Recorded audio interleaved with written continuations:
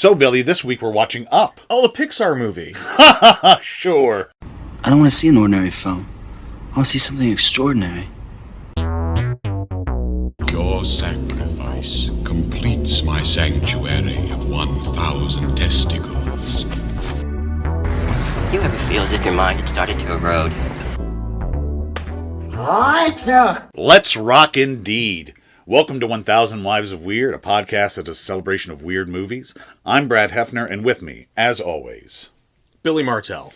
And no, not that one month marches on with probably our weirdest entry. Oh, definitely. For this theme month, and one of our weirdest movies in general We've ever covered. Yeah. I told you this year we were going to get fucking weird with it. Yeah, and I was beginning to believe that had been a hollow promise from some of the movies we've watched. Well, we've done some wild ones. We've done some wild ones. I think Tag is also one of the weirdest movies we've ever talked about.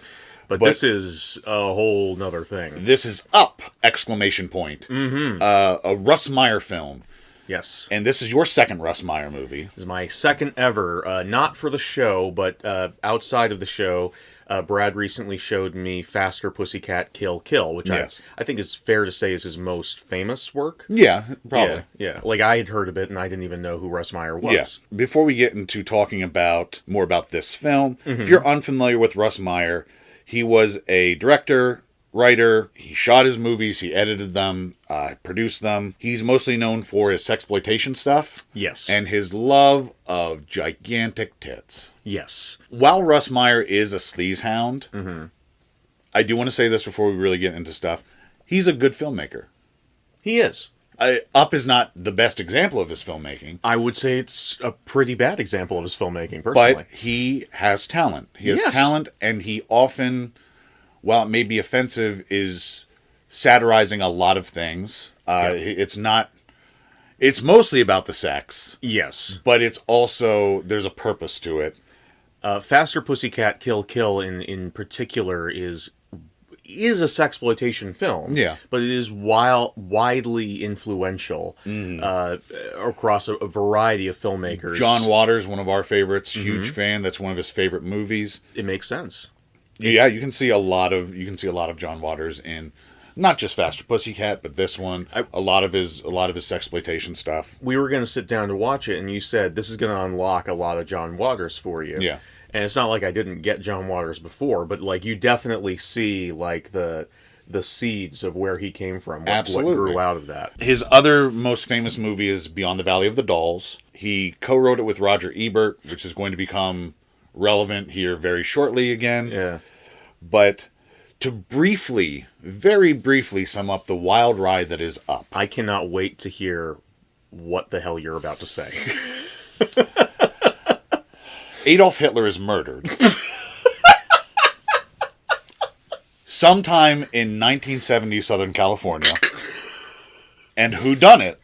Oh. That's the story the movie is pitching us. Yeah. There is much less story in the actual movie, but that is for lack of anything better, the plot of this film. The movie keeps insisting that is the plot. Despite the fact that no. It insists it quite often. Strongly. And aggressively. In case I didn't make it clear, this is an X-rated softcore pornography film. If you are not sure what the term softcore means, which I was not, and am even less so now having watched this. So you are never going to see like an explicit shot of female genitalia, like primary sex characteristics. We see bush in this movie. Yeah. But we don't see a good shot of her vagina. Labia. Okay. Also, we got pretty close. You will never see penetration. Fair. Okay. And from what I recall, every dick in this movie is fake. I think so. Yes. So those are the big things. If this is the case, then this movie comes right up to that line and dances all over it. Well, that's what softcore often does. Is they'll have that sort of simulated sex scene. Sure. Where again, you're not seeing penetration, and for all we know, they could be having sex, but we do not see it. Right. No, there were a couple of shots in this where I was like, that's definitely fake. And then there were other shots where I was like, I don't know. But there is a ton of nudity in this, a ton of sex. Oh, yeah. If that's not your bag, go watch the other Up, You pussy. When we say there's a ton of sex in this and a ton of nudity, just in case you're someone who comes from more of a me background than a Brad background, take the amount of nudity and sex that you're imagining is in this movie and, like, double that. It's more than you think. Again, yeah. This is pornography. This is pornography. This is straight up pornography. It's the craziest fucking porn I've ever seen, but this is softcore pornography. Yeah. No, the reason why we're watching this, again, like, when we started, I did say that I didn't want to watch porn in this series. The reason why I said that is because porn is considered weird by people who consider anything outside of the basic norm of cinema to be weird. Porn is a genre of movie. There are people who make it. There are a ton of them. Mm. There are literally thousands of porns made every year. That's a conservative estimate. It's not weird to make porn. No. This is not weird because it's porn. It's weird for everything we're about to tell you once we get into the plot summary. God damn it, yes. Much like the other Up, the first 15 minutes of this are a shock to the system. Jesus Christ. So, before we get into it, if you want to know whether you should, if you are still unsure about whether or not you want to watch Up, which, by the way, is hard to find. Yeah. Billy, would you recommend Russ Meyer's Up! ! Point. This is going to be one of the episodes where we disagree, I think. That's fine. I know. Okay. I recommend the last 10 minutes of this movie. Okay. Pretty strongly. The front and back of this movie are very strong. Yeah. The majority of this movie, like, offended me. Okay. Like, I really hated... Oh, I'm so sorry. The big portion of this movie. And I don't want you to feel bad, because, like, that's the whole thing about this podcast is an experiment. Mm-hmm. We are, like... It's the hunt, right? Yeah. We're going out, we're finding these weird films, and this movie deserves to be on this show. Absolutely. This movie is fucking bizarre. It's a head trip. It's crazy. This is the kind of movie I both hoped and was afraid that we would watch when we started the show. But, like, both at the same time. We watched Faster Pussycat, as I said, or as we both said, and I enjoyed it, but there was this bit at the back of my head that was like, does Russ Meyer enjoy this for the same reason I'm enjoying this? Does he like seeing hot ladies going out and kicking ass, and even though they're, like, horrible people in that movie... Yes, they are. Like, they're... Spoiler alert, pretty much everybody in any Russ Meyer movie is pretty terrible. Yeah. But, like, is he enjoying this because it's, like, it's a weirdly kind of a female empowerment thing? It's these three women getting to be the Sonny Chiba of their own, like, cinematic universe in this movie? Or is the fact that, spoiler alert again for Faster Pussycat, the fact that they all get punished for being horrible, is that him bowing to censors, or is that him being like, yeah, these bitches should have died? I don't think it's the second thing. I don't know.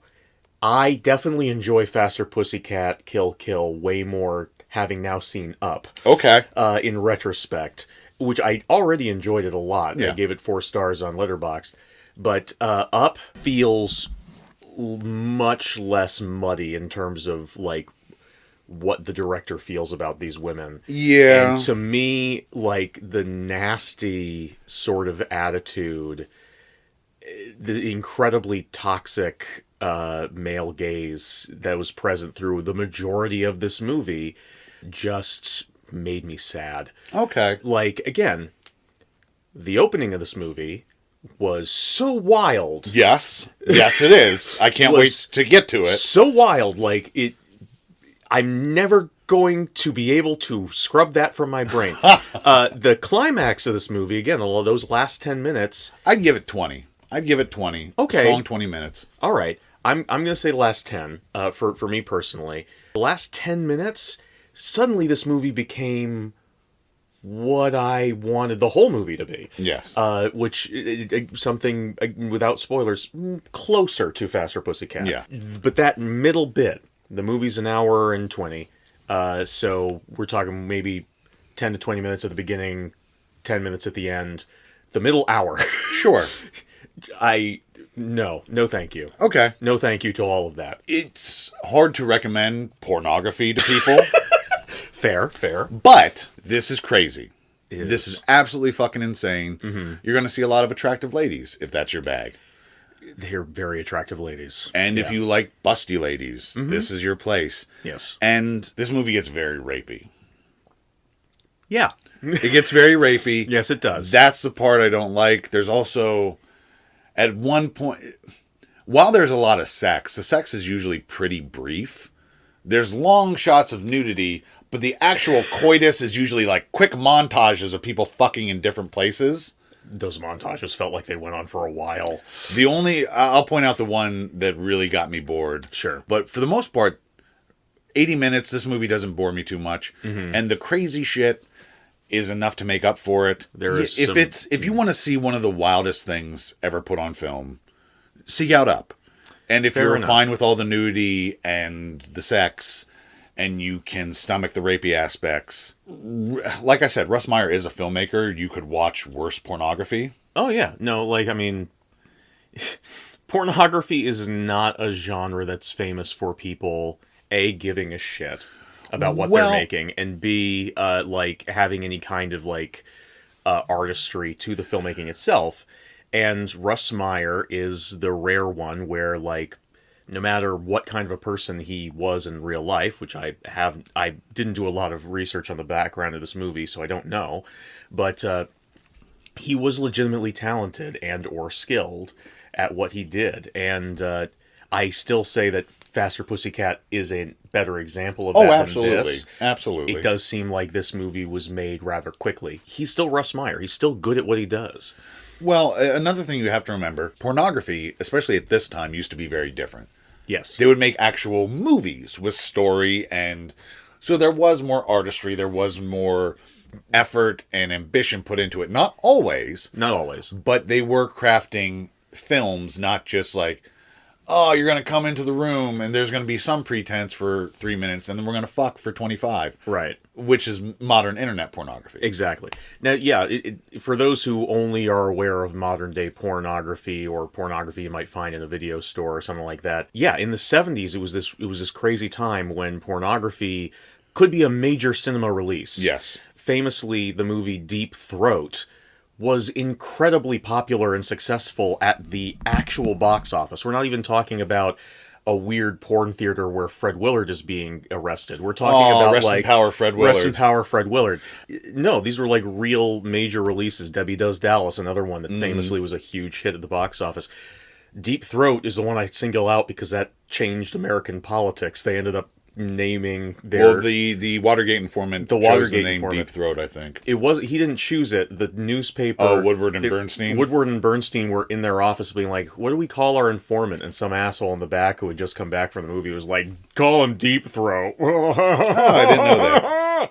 And that's what they called him. Gotcha. Yeah. So, thank you, pornography expert Billy, for giving us that history lesson.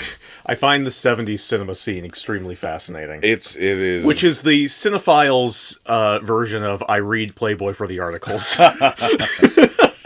So let's get into the plot. Let's get into what happens in Up. Spoilers ahead. Too strong a word. Yeah.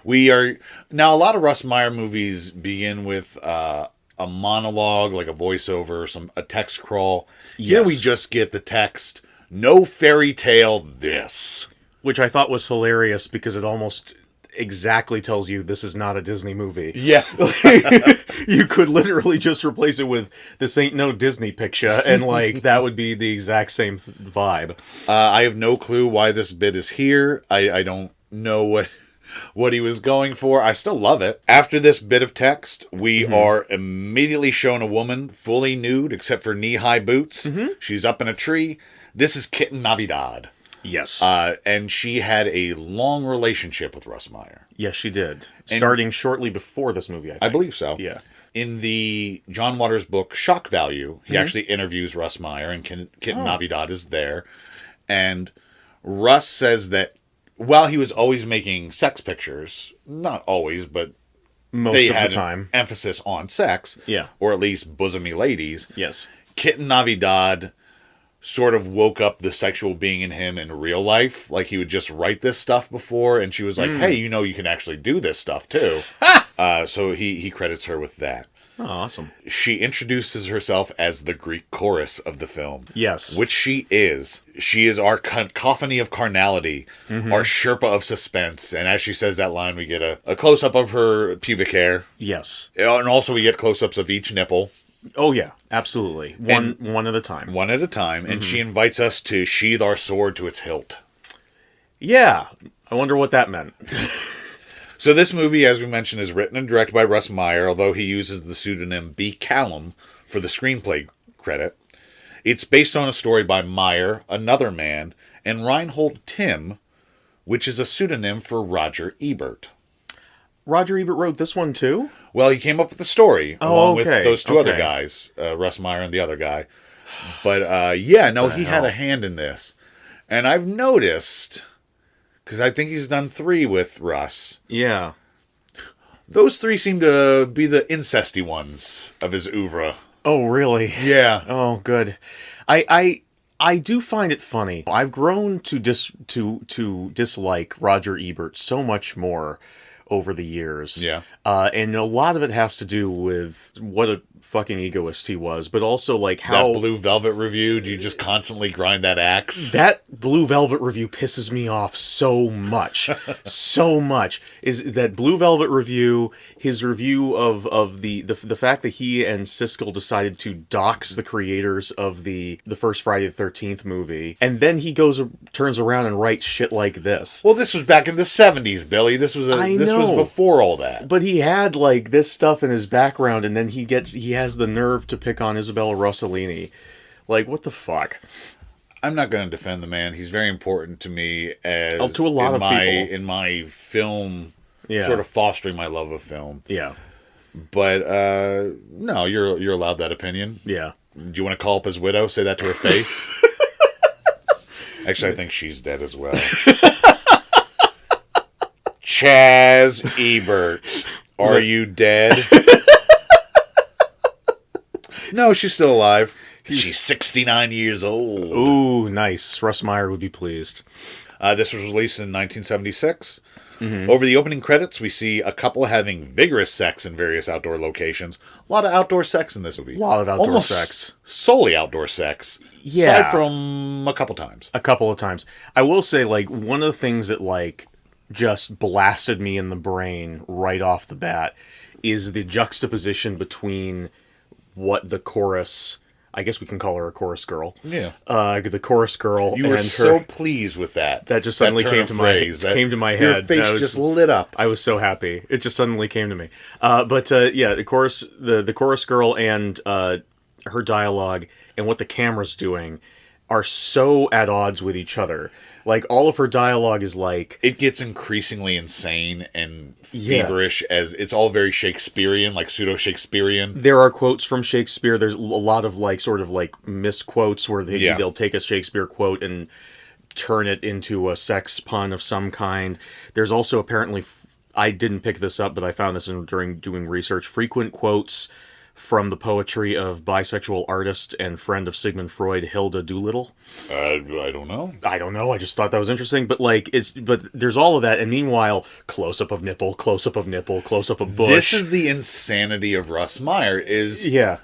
You can't be stupid and write this film. No. Granted, it's a very stupid movie. It is. But the way it's stupid is done in a way that you have to be smart to be stupid in that way. Also, not so much in this scene, but over the course of the film, the pace of her monologuing increases to Micro Machine Man levels. It's a fever dream. Every time it cuts back to the Greek chorus, and it will often.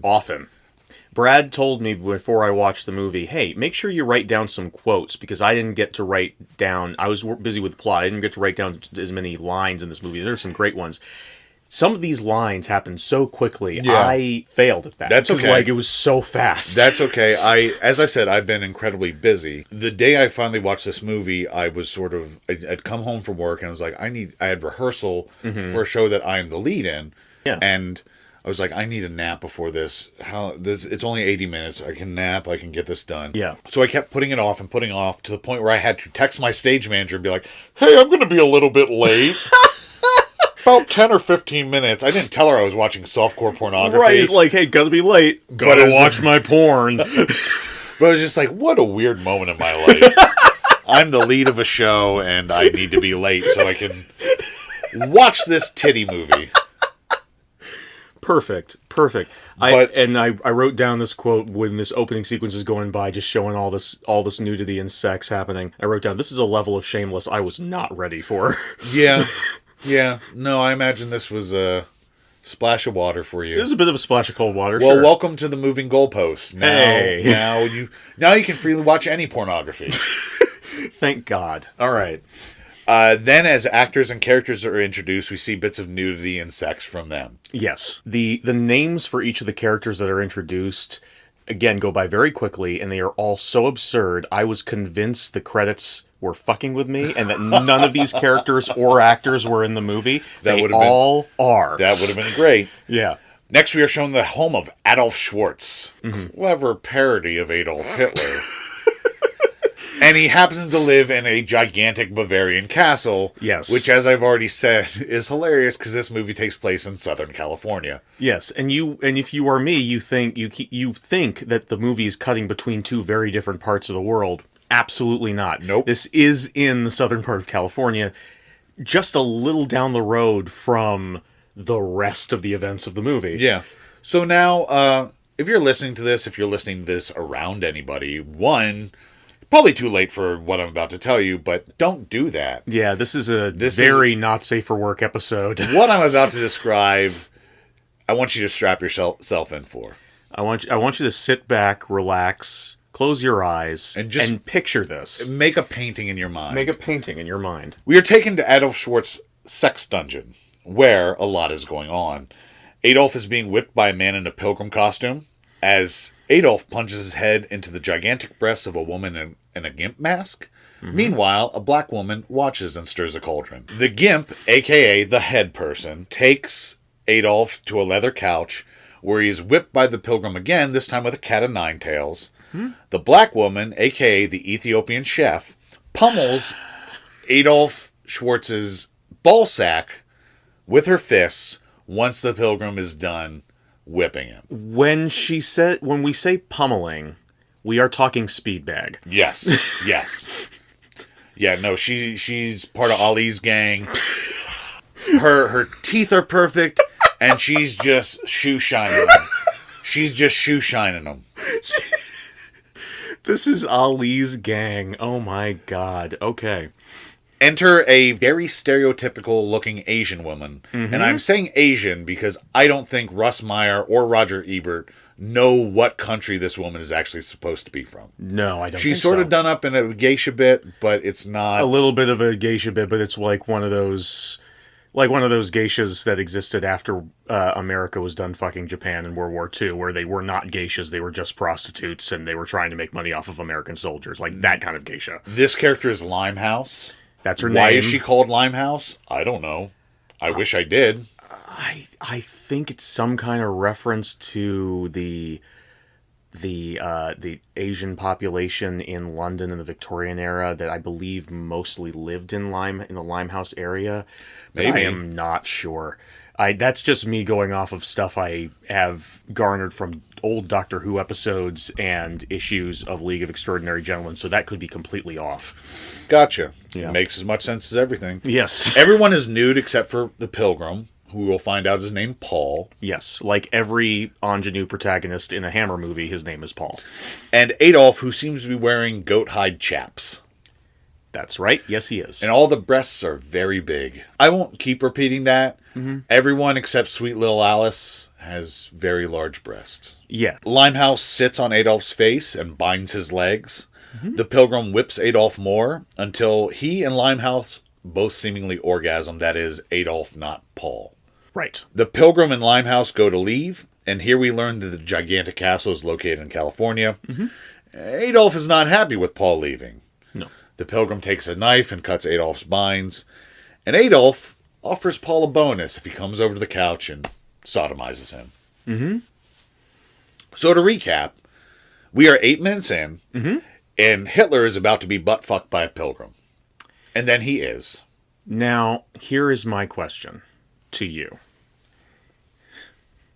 To recap, headbutting a gimp-masked woman in the boobs while being beaten around the ass or back. I forget this part. I think that was the back. The back. Member of Ollie's gang in the background stirring cauldron. Yeah. Then we go to a couch where we are whipped on the ass while member of Ollie's gang speed bags your balls. Mm-hmm. Then we move to having Limehouse sit on your face with the geisha hairstyle while Pilgrim is there. And then we get sodomized by Pilgrim. Mm-hmm. What would you call this fetish? Because this is very complicated and specific. All of this is literally just like, what's the most fucked up thing we could do to Hitler? That's. I don't think it's. I don't think it's targeting a specific fetish. It's just making, like, oh, Hitler's into all this weird shit, and like, and it's also like, let's just do fucked up things to Hitler. I understand the Russ Meyer's logic. I'm saying in universe, Hitler has this fetish. It would be... what is Hitler's fetish that this is happening? It would be masochism, just in general. Just general masochism? Yeah. But, like, there's a sort of, like, it's a small world after all ride, sort of, like, tour of the world kind of aspect to it as well. That would also be racial humiliation, I guess, because so-called inferior races, to Hitler's mind, are dominating him. Fascinating. And punishing him. Fascinating. Well... You can read all about this in the treatise I'm going to write about this scene. Not the rest of the movie, just this scene, coming very soon to our blog or whatever. Yes. Whatever we have. By the way, the sodomy, Hitler loves it. Oh, Hitler loves the sodomy. I would love, also, this entire scene, especially the bit where he's headbutting that lady in the boobs, he is just babbling in German. Yes. I would love to know if there's any kind of translation for what he's saying, or if he is just like Whose Line Is It Anyway style, making up German-sounding words. Well, you know what you should do? What? Find a German person and show him this movie. Show him the entire movie. Like, even after Adolf leaves the movie. Right, yeah. Make sure... No, you gotta keep watching. No, you gotta keep watching. Yeah. I made you sit through this much. We gotta keep watching. We gotta watch the other 70 minutes. The other 70 minutes that I will not be here with you for, because as we've established, I don't like it, but yeah. We get brief shots of 2 women having an erotic counter out of doors. Again, a lot of outdoor sex. Then back to Peter, who has just got done being blown by Adolf. Right, no, he gets done sodomizing him, walks away, and Hitler's like, oh no. So Hitler wants this. This is how he wants to finish his day. Exactly. Yeah. Exactly. Mm-hmm. Oh man, there should be a spa treatment that offers all this. Do you have to write down if you want a happy ending, or if you want a sadomasochistic tour of the world? I would call it Plymouth Cock. Then back to the women. This is Gwendolyn and Sweet Lil Alice. Mm-hmm. By the way, the movie is very careful to let us know that this all takes place at 11:03 a.m. This movie has a lot of timestamps. It has a lot of timestamps, a lot of dates. I didn't keep track of any of it because it doesn't fucking matter. I just wrote down 11:03 because I was like, oh, thank God I know what time it is when Hitler's getting butt fucked. Well, yeah, so you can celebrate every day. Right. Every day at 11:03, we raise our glasses to Hitler butt fucking time. Yeah. Yeah. Gwendolyn is black and has harnessed herself to a gigantic, like, over-the-shoulder harnessed herself. Like, yes. To a snow white strap-on that is insanely large. Insanely large. Like baseball bat size.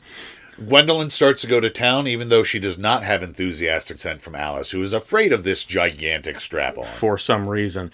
And I will say there...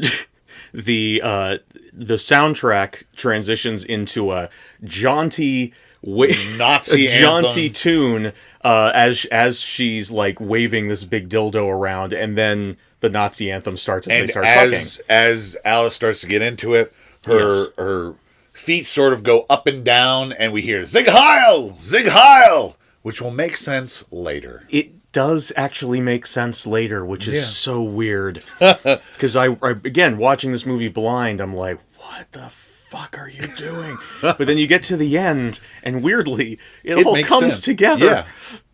And by this time, you've forgotten about this 1 second throwaway little bit of thing. Oh, by the end, yeah, you've completely forgotten about it. Gwendolyn is a trucker and carries her strap-on in a violin case, much like an old-timey gangster. How they carry their strap-ons. I was thinking about the brothers in to El Mariachi and Desperado, who come into town with their guitar cases full of weapons. Except in this movie, it's full of dildos. Yep. Adolf is having a bath when someone throws a piranha, who is credited as the Nimrod in the credits. And of course, if you're not familiar, Nimrod is a biblical hunter of great skill. Well, there you go. And the piranha is tossed into the tub, and it devours Adolf Hitler in seconds. And just, this movie is a fucking cartoon. We've said that a lot about a lot of movies. It's more true for this, at least for this opening bit, than most. It is definitely a Adult Swim cartoon that gets played on in the dead of night, but it is definitely a cartoon. And also throwing a piranha into the water, one of the most hilarious murder methods I've ever seen. Oh, absolutely. Especially a single piranha. A single piranha. Completely devouring a whole man. Yeah, and they also demonstrate that it's a piranha by feeding it a goldfish, and you see a piranha eat a little pet goldfish on camera, like it's a real thing that they meanwhile, did Hitler's on going, set. Nine, that's a piranha! That's a piranha, yeah. It's So I have a special guest. Oh, I have Jesus. a special guest here. Okay. I got Nimrod. The actual fish? The actual fish is here. Oh my god. I'm gonna bring him in. All right. Blub, blub, blub. Blub, blub, blub. I never know what to say when I meet Oh, celebrities. sorry, I was in the water. Oh, hi. Yeah, so I ate Hitler. Oh, wow. Do you have any questions? I never know what to say when I meet my heroes. Are you Nimrod the actor in this movie, or are you Nimrod the fish that this movie was based on in real life? Both. Ever since I got to play myself. It was like that Clint Eastwood movie, the 1517 to Paris or whatever the fuck. Yeah, right, or whatever the fuck. Right. Oh, wow. So, what was I guess my first question is, what was your working relationship with Russ Meyer like? Contentious. I didn't have the bosoms to really be in his movie, and he was like, we need a fish with bigger tits. And I was like, well, sir, I don't know what to tell you. Right. And I talked to some surgeons, because I wanted to be a movie star. Of course. And they're like, we can't do this to a fish. Right. I was like, because you're not a mammal. Exactly. I don't even have breasts. Right. What young am I nursing? The billions of children that I shit out of my fish asshole or whatever I do? They all gonna have a turn at my 1 billion titties? No, sir, that is not nature. Right. That is not God's plan. Right. That's what I'm here to talk to you about today. The plan God has for all of us. Great. I'm so glad that the pornography episode's going here. Yes. Did you know Yes. that the end times are coming? And that I've heard something about that. Piranhas are going to eat everybody. Oh, I didn't know that the end times would be so piranha-centric. It is. Okay. It is. I've received this message from God myself. Okay. That's why I got out of acting. Right. And into ministry. Because Now, granted, it happened after I hit my head. But God told me that piranhas were going to eat everybody during the rapture. After the rapture, anyone who doesn't get raptured, eaten by piranhas. How did you hit your head? Bowling. Bowling. Okay. I didn't let go of the ball. Right. And it went up and conked me on the noggin. I imagine bowling with flippers is very difficult. I prefer bowling with bumpers. Ha ha ha. That's a bowling joke. Yeah, it is. But it is difficult. Thank you for recognizing that. Yeah, Not enough people understand that. Sure.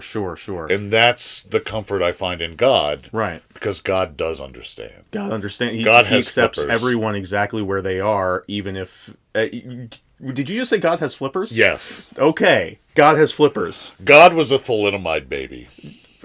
Okay. Do you know what that is? No. So I believe, if I'm remembering correctly, Brad, what are you Googling over there while I'm talking to this fish? Please I be know what respectful. thalidomide babies are, but alright, I thought it was an anti-nauseal, but it is a... So thalidomide was used to treat and prevent leprosy, but it also caused horrible birth defects. One of which was sort of flipper-like arms. Oh, so God is not a fish. God is a thalidomide baby. A thalidomide baby. And he never grew up. He's still a baby. He's still a baby. Jesus grew up. So it's a real fucked up relationship where it's like narcissistic parents. It's like you're raising them. Right. Of course. So yeah, do you want to join my ministry? Do you want to join my church? Well, I think we require a super tithe of 30%. A super tithe of 30% of what? My income? Yes. Okay. Well, we'll see how well the podcast. Also, picks all up. the food you buy. All you of have the food to dump I it buy. into my tank. Into your tank specifically. Okay. Because that gives me the energy to bring the word of God to others. Right. Well, I'll tell you what. Let me think about it while we continue talking about this movie, and we'll get back to you in a bit. All right. Okay. All right. Wow, you seem to really like that. You and that fish seem to really be vibing. I don't know. I think there's just this, like, an earnestness to him. You know, he reminds me a bit of a little Gary Busey sort of. Oh, I thought energy you was coming going to off say him. he reminds you a bit of you when you were younger. No. Although technically the fish is older than you because this Yes. was in the 70s. Yeah, exactly. We cut back. He reminds me of he's very sort of a fatherly figure to me, I think, at this point. Yeah, absolutely. Yeah. We're getting very close. We cut back to the Greek chorus, speaking very poetically as we get flashbacks to the personae dramatis that we've already been introduced to. Yes. And we're... This movie is only a murder mystery when the Greek chorus is on screen. Yes. And she's going like, who did it? Was it Limehouse or the Ethiopian chef or the head person? And like, literally about every 15 minutes at least. It becomes increasingly frequent as the movie goes on. It's so insane. And she just comes on screen and literally just announces to you, hey, the movie is now a murder mystery. Mm-hmm. We're trying to figure out, and I don't even think she even says Hitler. I think they say Adolf Schwartz throughout the entire movie. They call him Adolf Schwartz throughout the entire movie. We're not spoiling that he's Hitler. No, by the way, he's clearly Hitler. Like, there's no way that he's not. His fucking name is Adolf. His name is Adolf, and also, like, he's got the mustache and everything. They gave him the comb over. Like, he's fucking Hitler. But, like, the movie does seem to think that this is going to be a big surprise in the ending when they finally reveal it. I don't think so. I think they knew everyone got it. I think maybe there are other secrets revealed. There are other secrets revealed, but, like, yeah, and she just mentions all of the characters and starts giving them, like, character and motivation that we have not seen on screen yet. Some of these characters we will never see again. We will never see again, but just listen to the chorus. The chorus is going to tell you there's a whole thing. They're all suspects. I wish Roger Ebert and Russ Meyer could have gotten together and written the full, like, novelization of this, because I have a feeling there's like a whole, you know how Quentin Tarantino's always like, oh yeah, in all of my movies there's like there's 6 more hours that I could have made, and he made the book of Once Upon a Time in Hollywood recently. I want that, but for this. I would love that. That'd be great. They're both dead. So I wonder if there's like a Ouija board you could set up to like a typewriter that'll automatically just like, because that'd be so long to do with a Ouija board. Right. So what you're saying is I need to get in on Nimrod's ministry so I can make sure I go to heaven and be able to read this book that they definitely wrote. Absolutely. Heaven. Got it. Okay. Yes. All right. I just want to butt in. Sure. And mention that heaven is only for piranhas. Oh. You can go to like... It's not purgatory and it's not hell, but it's like a motel heaven. It's like a motel heaven. Yeah, like heaven is a hotel. Right, okay. But you're going to go to motel heaven. Motel heaven. I gotta say, I'm my enthusiasm is diminished just so a hair. Bigoted. Just a hair. You don't want to see the piranhas on top. We've been slandered for so long. Mm-hmm. We've been put down and used as enemies in video games. In video games, yes, I'm familiar. We deserve the better heaven. Okay. We are the superior race. Oh, wow. Okay. I mean, you did eat Hitler, so, like, I still like you a little bit, but, like, God, that... Okay, we're gonna keep talking about the movie, but I don't know about you. I don't know about you, Nimrod. I don't know about you. A dark-haired woman, Margot Winchester, is just jogging, seemingly from some unknown location. What we're going to find out about Margot later, I won't spoil it yet. Sure. Makes no sense that she's just jogging here. Unless it's just, like, part of her workout regimen. She does say that she's, like, trying to stay fit. Given how things go for her in the movie, it seems like she doesn't live anywhere. No. She doesn't live anywhere, like, at all. And so, like, I don't, like, I can't say that this is near where she lives because she doesn't live anywhere. No. So who knows what the fuck she's doing. Apparently, right prior to this movie, she was living in a cave, like, just near where the castle was, is my only explanation, my only idea. But she's hit on by a creepy cop named Homer Johnson. Yes. Johnson, like penises. Yes, the movie's clever. Next, she's creeped on by a super 70s man who drives into her path multiple times until she gets into his super 70s truck. Yes. This man, unsurprisingly, tries to rape her. Yes. She flees. They fight. It quickly becomes upsetting.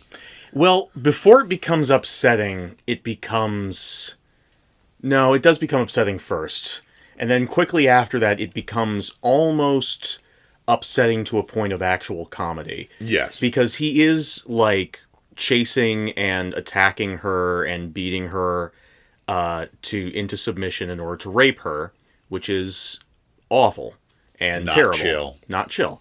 But suboptimal. At a certain point, they're in a river, and he has her under the water. He's, like, doing gigantic like wallops, like giant, big old wallops on the water. Assuming that's where her head is. I'm sure that the actress just, like, left, and he started just punching the water at a certain point. And then he does, like, a WWE move where he climbs up on a log and then just, like, does a pile driver elbow into the water as well, and then just keeps going at it. It is almost funny, but then the movie keeps going, and then actual rape occurs, complete with cartoon sound effects and jaunty comedy music. Yeah. And the camera is mostly on Margot's naked form. So this is where I started to turn on the movie. Understandable. And it's because the combination of the music and where the camera is, it feels like this is supposed to be either attractive, enticing, or sexy, or funny. And it is none of those things. It's horrible. I don't know Margot as a character. She has had barely any lines. You don't know if she deserves this, is what you're saying. No, I don't think that you're nodding your head yes to me. No. What the fuck, Billy? No, but I'm just saying that, like, this is horrible. And it is horrible. It is horrible. I don't like this shit in this movie. But this appears to be, like, I don't know. But you also have to understand, and this is not a defense or an excuse. Yeah. This was 1976, a sex comedy written by men. Yeah. At the time, like, that doesn't make it better. No, I didn't. I said it doesn't make it better. Yeah. As fucked up as it is, I don't think most men at the time understood, and most men today still don't truly understand how traumatic sexual assault is. So it was, I think in their minds, it was like, yeah, we'll make this super goofy and over the top, and he's going to have a gigantic fake penis, and yeah, I can see that being how they thought of it. It doesn't make me feel any better. No, and I'm not trying to defend it, or I don't like it either. You're just trying to sort of contextualize the thought process behind it. I've seen more exploitation than you have, so yes. I have a more advanced brain, is what I'm saying. I can look at this and go, like, I don't like it, but I understand it. Sure, okay. She wakes up and counterattacks. Yes. This is pretty cool. This is pretty good. She fucking full-on judo flips the man over her shoulder. Which is great. Killing him. Yeah, that was the bit that was surprising, because, like, it's literally, like, a very simple judo throw. Yeah. It's not something you're expecting a naked woman to do to a man, so that makes it very funny. But, like, she does this judo throw, and he lands pretty softly with a splash in the river, and is just dead. I assume he broke his neck. Like, I assume... He broke his back. Okay. They say that later, yeah. He fully broke his back, and she's just got this sort of, like, fighting stance, fully nude in the river, this fighting stance, and it's amazing. This is the weird feminism of Russ Meyer, where the women are ultimately stronger, they're ultimately the people in control, they're ultimately, for the most part, aside from, I think if you were to ask Russ Meyer and Roger Ebert, they would say rape is bad. Probably. So, the men who rape, and I'll spoil something, they all get killed. Yes. They get their comeuppance. They are not rewarded. But the rest of the sex is all consensual. It's all usually female-driven. Yeah.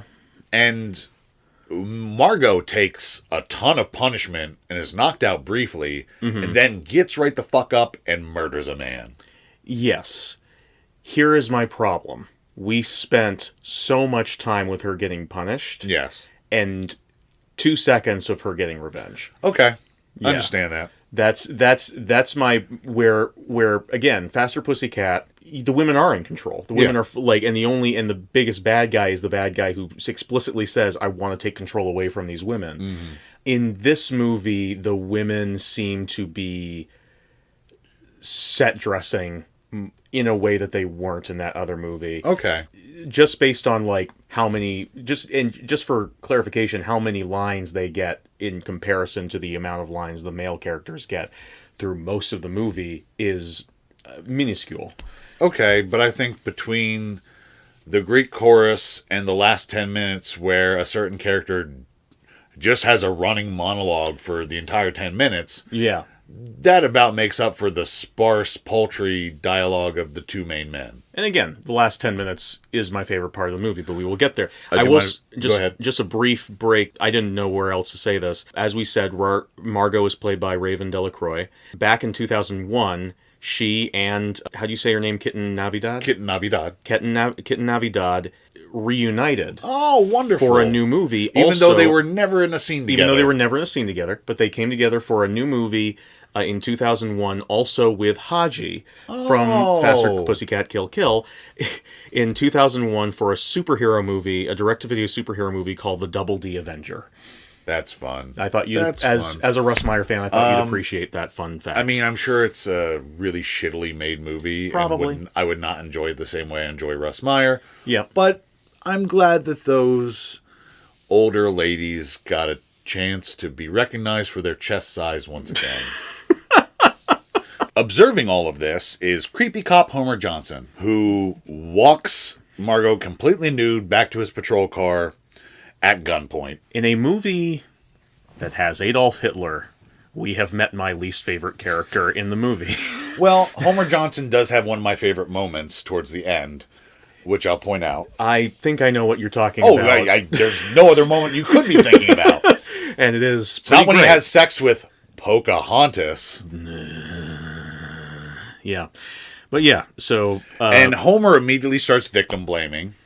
Immediately starts victim blaming. But also gives an alternate solution where he's like, hey, Leonard Box, the name of the dead man. Mm-hmm. Box. Ugh. Sex word. Leonard.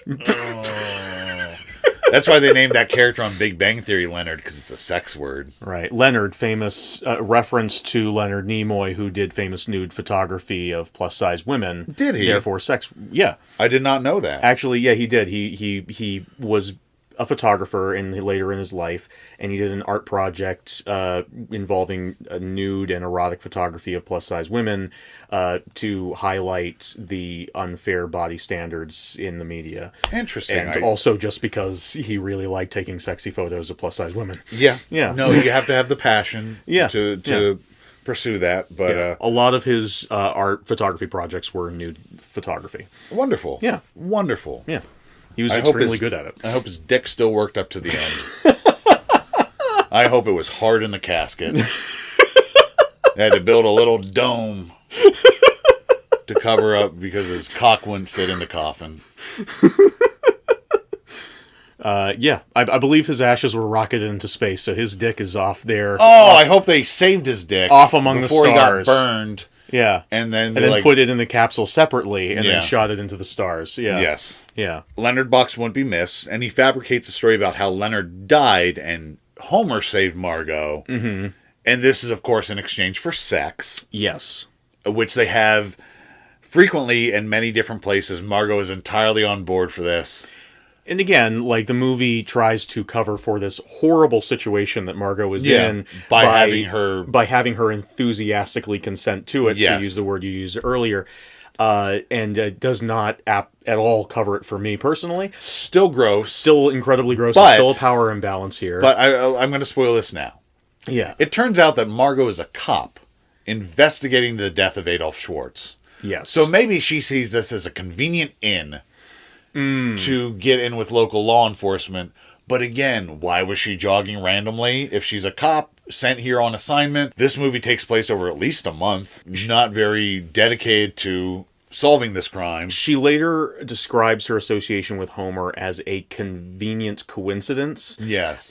So I think she was genuinely just jogging for personal health reasons on the road, and that all of this happened. I will point out at this point that in any scene involving Homer where he is in his car, his police radio, despite the fact that he identifies himself to Margot upon first meeting her as the only law enforcement in the whole area for miles around, he constantly has his cop radio blaring in the background. Always double entendres. It's like a fucking Paradise by the Dashboard Lights, how many double entendres are going on with this radio. The dialogue on this radio, I wish I'd written more of it down, is the only thing I was able to write down was later in a later scene, someone says 10-5 or the seat looks good to Honey Bucket. But like it's just sort of like, it's Russ Meyer by way of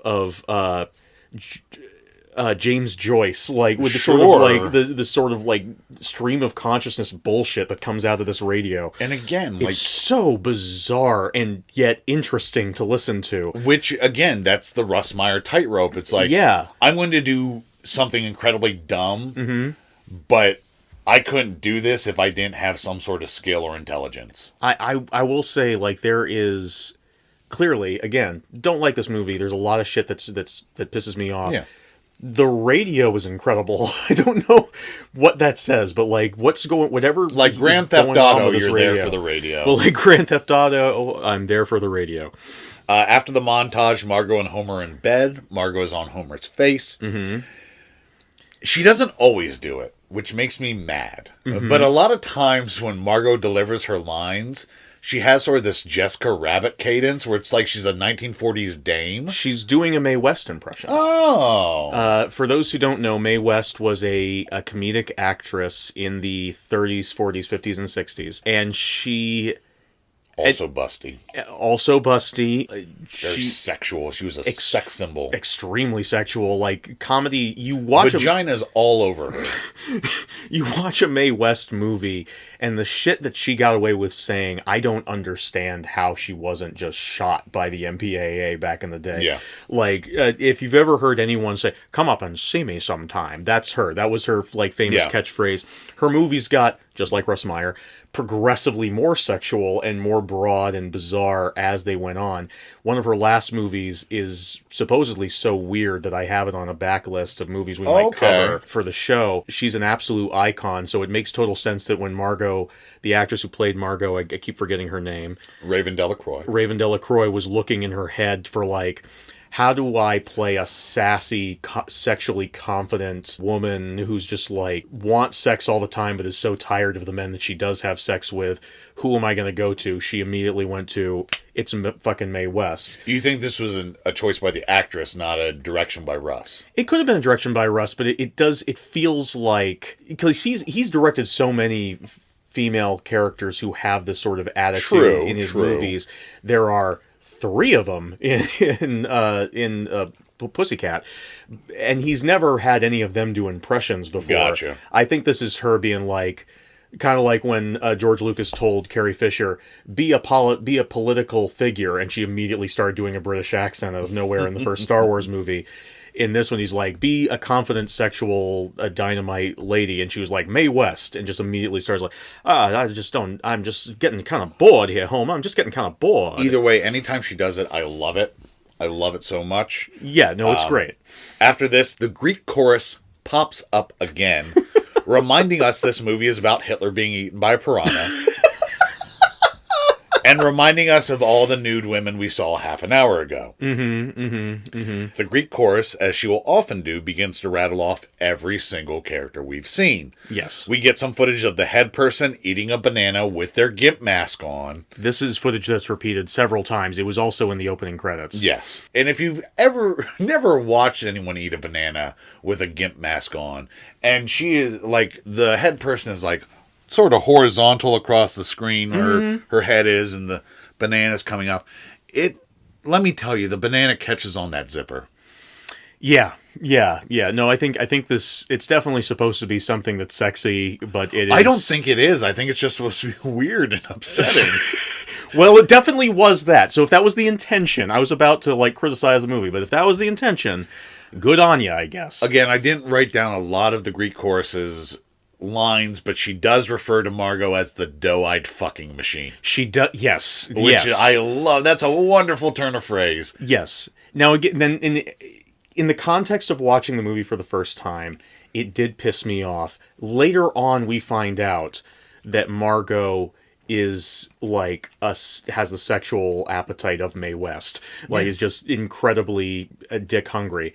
But, and that's fine. But, like, up until this point in the film, the only sex that we've seen her have has been non-consensual sex, including the sex that she has with Homer. Which is coercion. Which is sex through coercion.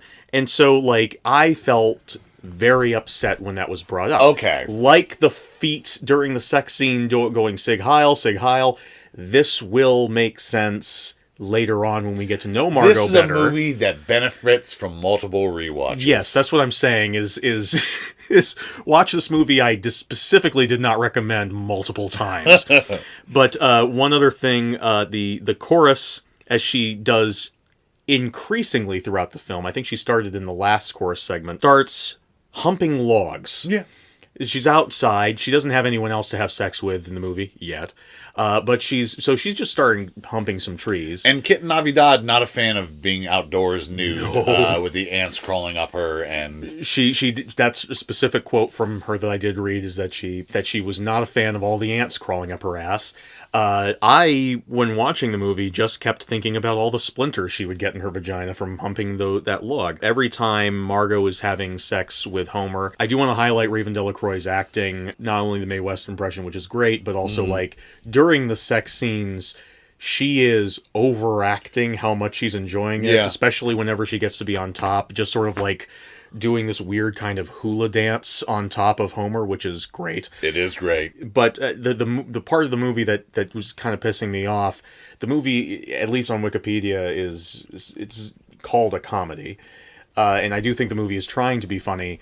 A lot of the jokes there are fine ways to make jokes during sex scenes. There have been plenty of very funny sex scenes in other movies. Name 7. I'll at least name the Naked Gun. The sex scene in the first Naked Gun movie is quite funny. I've never seen that porn. The sex scene in Underworld: Rise of the Lycans is unintentionally hilarious. But this movie's approach to sex and comedy is to have sex scenes happening on screen and then have a lot of goofy sound effects. And a lot of over-exaggerated movement. Yes.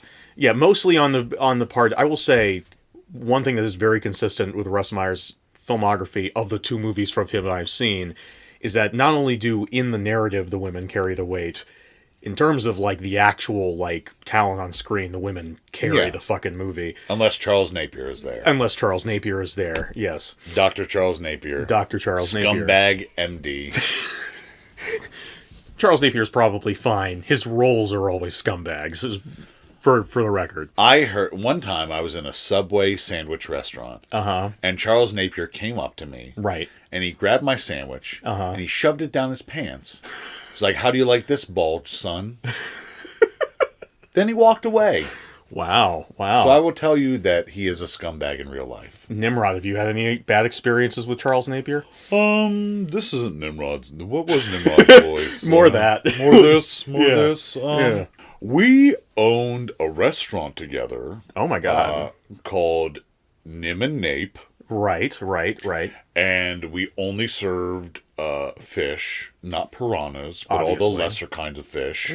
Jesus Christ. But we didn't have any refrigeration because I was in charge of that, and I have trouble making phone calls. It gives me a lot of anxiety. I see. So all the fish went bad, and a lot of people got sick and died. I see. Okay. That seems like more of a you problem than a Charles Napier problem. Well, he should have recognized my disability. I see. Okay. I told him, "Chucky, Uh-huh. I have trouble making phone calls." Is that how he prefers to be called, Chucky? That's what I called him. He didn't seem to like it. Oh, but okay.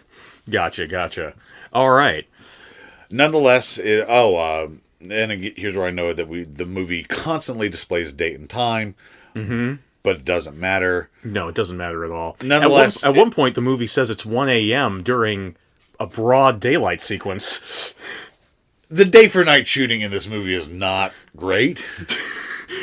Most of the time when you say day for night, there's some sort of filter to make it look like night. This was no filter, just out in the middle of the same river that all the other sex scenes take place in broad daylight, and it said 1 a.m. Okay, well, you go and make your sexploitation movie. Asshole. You round up all these busty ladies. And then introduce them to me. Oh, I see. There's an ulterior motive here. Nonetheless, it is many days after this stuff happens, and we are at Alice's Cafe restaurant. It says both things on the front of the restaurant. It says Alice's Cafe, and under that restaurant, Right. "You can get anything you want at Alice's Cafe restaurant." You ever hear that song? Yeah, I listen to with it. that song? Listen to Arlo it every Thanksgiving. Yeah, The Massacre? the Massacre. I haven't heard the Massacre. No, he talks about the Massacre. Oh, that's right. Yeah, that's a part of the song. The other joke that I had written down, which I can't believe I didn't think of the song Alice's Restaurant when watching the movie. The joke that I made was the Alice sitcom is a lot different than I remembered it being. Oh. Yeah. Probably a more obscure pull. I guess so. I mean, it's yet another Alice working in a diner. True. Yeah. But Alice and Paul, her husband, I assume. Oh, no, she specifically says husband That's right. later on That's in the right. movie, yeah. They are hard at work, serving up burgers, serving up turkey salad sandwiches, Yes. serving up dino nuggets. The name Paul is so generic. Yes. Like I said, almost It's a every biblical name. It has deep roots. Sure, almost every protagonist in Hammer movies, if they're not named Hans, is named Paul. But the name is so generic for a movie protagonist. Every time they would say it in the movie, it would bounce right off my brain. Yeah, I thought it. The first time I was taking notes before I looked at the cast list on Wikipedia, I thought his name was Peter. Sure, yeah, it's like something P. So the entire movie, whenever I made notes about him, I called him either husband, boy toy, or pilgrim man. Pilgrim Man is the most sensible one to me. Yeah. Although we never see him in that costume again. No. So that was clearly something that was, again, part of Hitler's very complicated and specific fetish. Yes. It was not something that he chose to wear that day. We get a scene where Homer is blown by a woman he pulled over, always coercing women into sex. Yes, and again, they try and make it okay by making it the woman's idea. Yeah. And here's where we get a lot of the radio stuff, a lot of the double entendre. A lot more radio stuff during this scene, yeah. At the end of the day, all that matters is that Homer comes so hard that his feet burst through his shoes. That is the most important element, and that is what I want all of you listening to go home with today. Go home, meditate on that. Meditate on that. Have you ever had an O that good? I'm usually not wearing shoes while I'm having an O. Well, maybe change that up. Although you'll ruin your shoes. I will ruin my shoes, and But you know what? I do go through shoes very quickly. You know what? You can support a local cobbler. That's true. You can support Adam Sandler. He was a cobbler in that movie. What movie was that? The Cobbler. The Cobbler? That's an actual. That's an actual Adam Sandler movie. You didn't know about this crazy fucking movie where Adam Sandler puts on shoes and becomes different people? No. What the hell is this that you're talking about? The Cobbler. The Cobbler? Is this a Russ Meyer movie? No, it's a real goddamn Adam Sandler movie. I'm not sure I believe you. It is. You know I eventually tell the truth. This is a real fucking movie. And apparently now we have to do it for the show. I'm not sure that we do. That can be a you one. That could be a me one? Yeah. Oh, thank God. It's a me one. Homer goes into Alice's cafe and Paul gives him a little shit about the 2 deaths that have occurred. Yeah. Of Hitler and Leonard Box. Again, they think Hitler is Schwartz. Because the people in this town are not very smart. No. Yeah. In walks Rafe, a big lumberjack, who will become important later. Yeah. And Homer suggests that Margot works at the cafe because she'll bring in a lot of customers. Now, he specifically suggests this with, like, making eyes at Paul with the idea that this is his way of allowing Paul to get a crack at her. Like, that's the sort of vibe of this. And both of them constantly cheat on the other. Oh, yeah. But seem to not want to acknowledge it to the other. Yeah, and it's also... And also are, like, fine with them fucking other people, but just, like, not in my front yard. And it's also... it also seems like Alice and Paul have a kind of relationship like that as well, which because Alice likes the ladies, as we found out in the beginning. Alice has her lady friend on the side, who again, like talking about the talent when it comes to the ladies, like even just the brief bits of dialogue that Alice and Gwendolyn had together, they had great chemistry. Which Paul's a fucking dud. Paul is a block of fucking wood, like, and that's not even a dick joke. He's just a block of wood. But like, Alice has this whole sort of attitude where she comes over and can see the sort of like understanding that's passing between Paul and Homer. Seems fine with it, and she seems absolutely fine with it. She's very sort of open about like, hey. Yeah, he's going to go after this girl Margot. Sure, whatever. Maybe I'll want to pass at her too. Who knows? Yeah, but I don't know. There's a sort of like it's unsaid sexual positivity that gets undone later, but like it does seem to be there, and it kind of was weirdly heartwarming. But it also, while it is a sex and non-monogamous relationship, positive, neither of us do that in our lives, but people can do whatever they want as long as they don't hurt anybody. Oh yeah, no, I'm not bringing this up to be negative. But no, what I'm saying is there's also, it speaks to a very real pressure on women to be quote unquote cool. Yes. So even though she has that's jealousies, as we're going to find out later, and she likes to have her side stuff, it's not uncommon to want our cake and eat it too. Yeah. No, I will. Yeah. No, I mean the idea of like being in a relationship and having sex outside of it is not one that, like I said, either of us sort of dabble in, but it is something that people do dabble in, and that's fine if you're a consenting adult, as long as everyone is happy and safe and comfortable. Exactly. That's what it comes down to. That's the part of this that I found like weirdly heartwarming was that it did seem for a second, if you ignore how the Homer Margot relationship happened, it almost seems like there's this sort of very progressive understanding between these folks. But yeah, there is also an element of this sort of thing where you could see another way where Russ Meyer's just like, Margot's so cool. Don't you wish that your girlfriend was cool? I'm saying that like it's not. I think he's saying like, even though she clearly does not want this, she has to put on this face for Paul where it's like, yeah, this is fine, but really it's not for her. Oh, you think that that's where they were going with the Alice character? Yeah. Interesting. Okay. All right. I did not pick up on that earlier, but that does kind of come in that does make sense with later events. Yeah. No, and what I speaking to the pressure to be cool, like hey baby, like you're okay if I do this, right? Right. Okay. You don't want to make me angry or make me leave or whatever. I see what you're saying. Yeah. Yeah. Later, Dark. Alice and Paul frolic nude in nature and do sex things. And this is the first time where I found the movie to be kind of boring. This stretch was just like, Sure. I don't care. It doesn't help that Paul's a dud. Here's a weird thing about the casting of Paul. Yeah.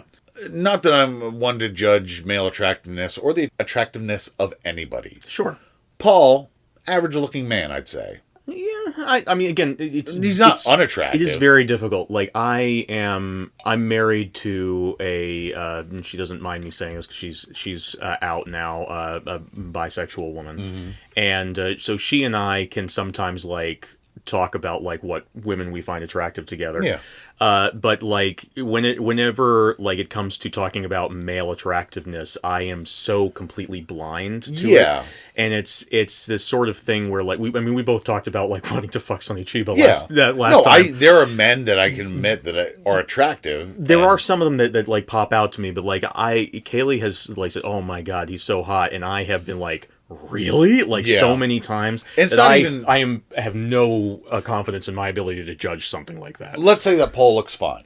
Paul looks. I will say that's fine. He wasn't horribly burned, and even Sure. if he was horribly burned, that's okay. Sure, but he's not. He's not like a pig man. No, he's not a pig man. But unlike the husband from Tag.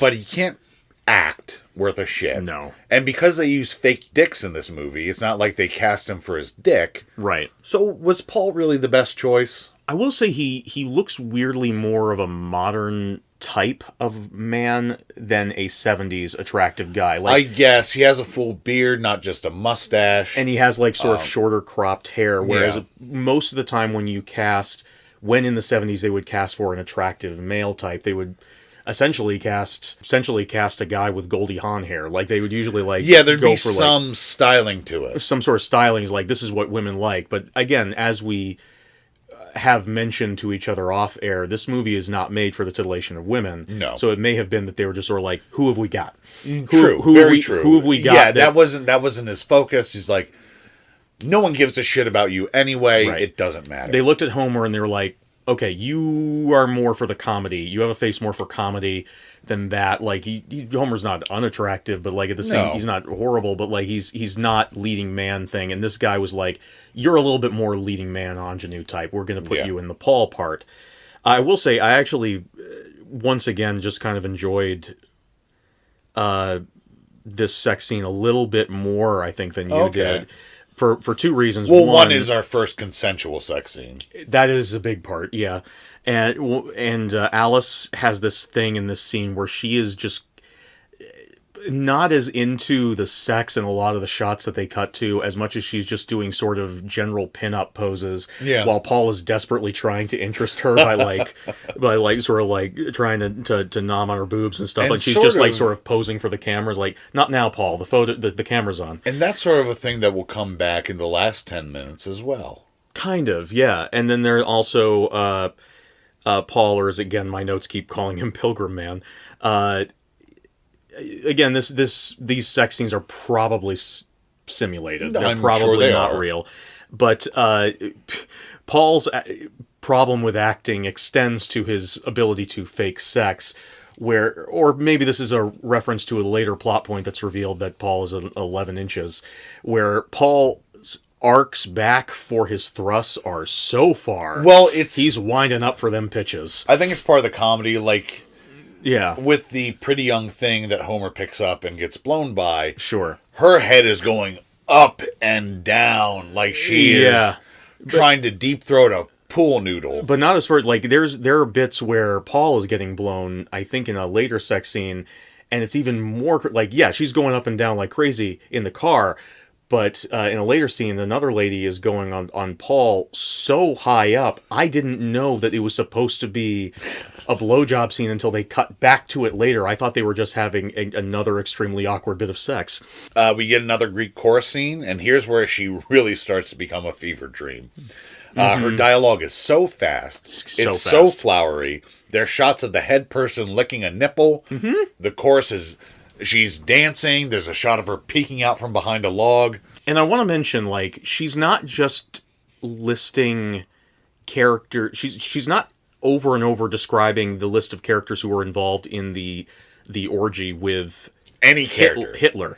Any character we are introduced to. Every time she comes on, she goes back and recaps all of the characters in the film. Every single one. Characters who don't have names. The hitchhiker, not the hitchhiker, the truck driver who blew Homer. Every single character. Everyone is a suspect. Everyone is a suspect in this movie. And it becomes almost a pokey rap by the end. Oh man, that would have been great. That would have been great. A little bit too early. A little bit too early. For the remake we're going to make of this film. Oh, absolutely. You're going to helm. I'm going to direct because I love it so much. Exactly, yeah. Margot starts working at Alice's. Oh, wait. I wrote a note. Wow, I really don't care who killed Hitler. Really? You don't want to know who did that? No, I don't really care. If they wish to remain, to come forward, good on them. If they wish to remain anonymous, I'm fine with giving this weird eugenicist religious fish over here the credit. Well, thank you. You're welcome. I think the same of you. Thank you, I guess. Margot starts working at Alice's, and all the men are flocking to see her, including Rafe, our lumberjack guy. Yeah. I was about to call him friend, but I don't want to consider him a friend. No. No. And he seems quite taken with her. And what man wouldn't be? Sure. No, she's very attractive. Assuming you enjoy busty ladies. Although Alice does say she used to be a boob girl, but seeing the ass on Margot, now she's converted. True. Yes. True. Like Saul to Paul on the scales fell from her butt. I'm sorry. That was a Homer line, not an Alice line. I misremembered. Alice is very interested in Margot, and that's what confused me. But that is actually a Homer line from the previous scene when he was telling Paul about her. That is right. All right. Margot and Paul leave, with Paul going to get supplies and Margot going for a swim. But what's this? Paul follows and they fuck. Yes. And fuck. And I think I was bored during this too. Whenever Paul's fucking. Yeah. Not a fan of it. I understand. Fuck better, Paul. Fuck better, Paul. Two things let's make it. That's going to be our first bit of merch. It's going to be a shirt that says "Fuck better, Paul." Fuck better, Paul. The only two things I made note of during the scene. Yes, I was very bored during the scene. I was like, yeah, of course, these characters fuck. But Margot is wearing very nice wedges before she gets undressed. Oh, you're a shoe man. I don't know. Would you like to sniff mine? No. It's just ladies' shoes you like to sniff. Just very nice wedges. And then there's a... You mean the golf club, right? A sand wedge? Sure. She has them strapped to her knees as like guards in case someone tries to kick her shins. Yes. I think that hurt more, actually. Not a bright woman, Margot. Not a bright woman, Margot. And the other thing is that one of the few moments where I was like, oh yeah, Russell Meyer is like an interesting filmmaker, is that this particular sex scene ends on, it does go on for a little bit too long. Yes. But there's like this weird sort of like shadowy silhouetted moment at the end when they sort of like, where it seems to depict them coming down from the orgasm and sort of like cuddling at the end. And I was like, I don't think they really meant to communicate anything with this shot. But if this was like a movie with more plot and they were like trying to show that Paul and Margot were falling in love or something, that would have been really good. It was just like a weird moment of absolutely pointless artistry in the middle of this pointless scene. Russ Meyer has like a Jekyll and Hyde thing going on where the Hyde part is like tits and the Jekyll part is like low angles.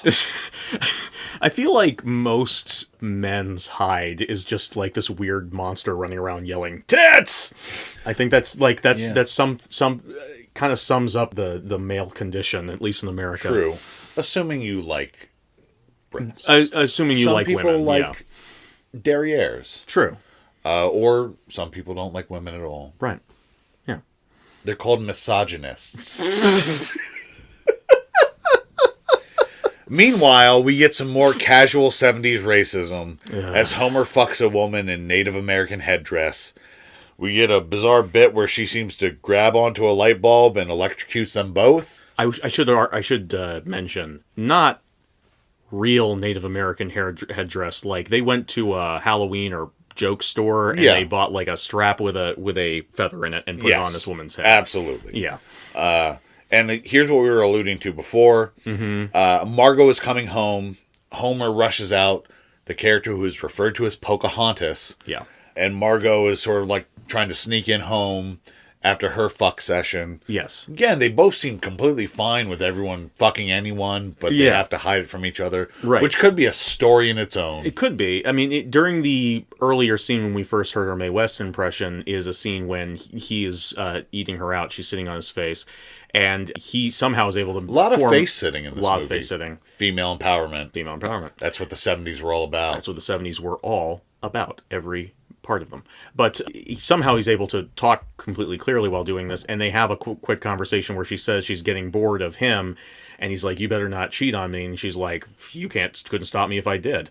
And that seems to be the only kind of understanding that they have between each other about this whole thing. Margot arrives home. She is also nude. Homer's gotten into the shower. She gets in with him. In silhouette, we see her grab his dick and say, it's all red, like you've been fucking an Indian. That joke would have probably been hilarious in the 70s when we did not care about racism. We get another Greek chorus scene. Everything she says is insane. I wish I had lines written down so you could understand how fucking insane everything the Greek chorus says. Yes. Rafe is now among the suspects, as is the pretty young thing that Homer picked up. Yes. Now we see that... I will say at this point, and this is the point in the movie where I decided that I hated it, and it's because the movie just keeps going on for so long. It's not actually that long. Again, it's an hour and 20. It's a very short movie. But this middle bit where it's just like... sex, people being mean to each other, sex, people being mean to each other, sex, being mean, and then keep cutting back to the chorus.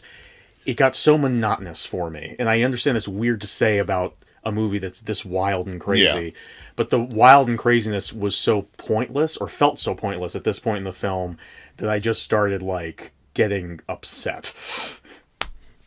Yeah, I can understand that. For me, it was the Greek chorus that kept me on board. Like, every time she would show up, I was like, oh yeah, this is insane again. Why the fuck is this on film? Fair enough. Now we see that Alice is opening up a new restaurant, Alice's Cafe 2. Yes. Or it might be just Alice's 2. I'm not sure. I think it's Alice's Cafe Restaurant 2.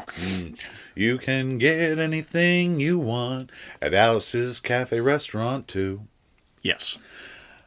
Homer comes in and provides some exposition that Leonard Box might have had some dealings with Adolf Schwartz. Dun, dun, dun. Oh my God. In the plot that is not relevant at all. The plot is not thickening and not even a thing still. At Homer and Margot's place, a mysterious figure takes an axe to the electricity conduits. Yes. Do we ever find out who this is supposed to be? I think so. I think that there's an implication. Is this the reveal at the end? Okay. I think that the reveal at the end is supposed to be pointing towards this. Oh, yes, actually, we do. We do know who this is, although they never actually explicitly state it because of something we'll talk about later. All I'll say for now is that Alice is late to her own opening. Oh, that's right. Yeah. And Alice's 2 is hopping. Rafe, who is, for some reason, when he comes in, is given an axe. He doesn't have his trademark axe with him. Because his axe was used to cut the power cord. Right. Yes.